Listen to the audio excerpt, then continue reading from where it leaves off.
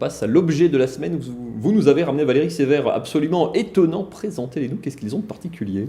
Donc c'est des verres en cristal soufflé-bouche qui sont sans plomb. Donc c'est l'oxyde de barium qui va remplacer l'oxyde de plomb. Ça donne des verres extrêmement brillants, très légers, 124 grammes par rapport à un autre verre standard qu'on a sur le plateau qui en fait plus de 200. Et surtout, ils sont d'une extrême finesse, mais très fragiles. Alors, il y a une utilité, vous allez nous l'expliquer quand on va décomposer. Je vais poser celui-là parce qu'il est vraiment très fragile. Je vais prendre l'autre qui est effectivement 2 fois plus lourd. C'est vraiment saisissant. Vous m'expliquiez tout à l'heure, il y a 4 parties en fait dans un verre. Comment est-ce qu'on peut décomposer ça? Alors, les 4 parties, donc celle-ci, c'est le socle qui permet d'avoir une stabilité et éviter que le verre tombe.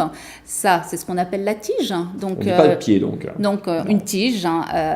En termes de verrier, donc plutôt la tige. La tige permet de tenir le verre pour éviter aussi de réchauffer le vin, mais aussi pour éviter que les mains qui ont une certaine odeur vous gênent en termes de dégustation quand elles sont près du buvant. Ensuite, là, cette grande partie-là, c'est le calice. Plus il est ouvert, plus les arômes vont se développer correctement. Et cette partie très fine qui touche les lèvres, c'est ce qu'on appelle le buvant. Et plus elle est fine, plus on se concentre essentiellement sur le vin. En clair, le meilleur des verres, c'est celui qui se fait oublier. Comme celui-ci. Exactement. Il est juste extrêmement fragile. Très fragile.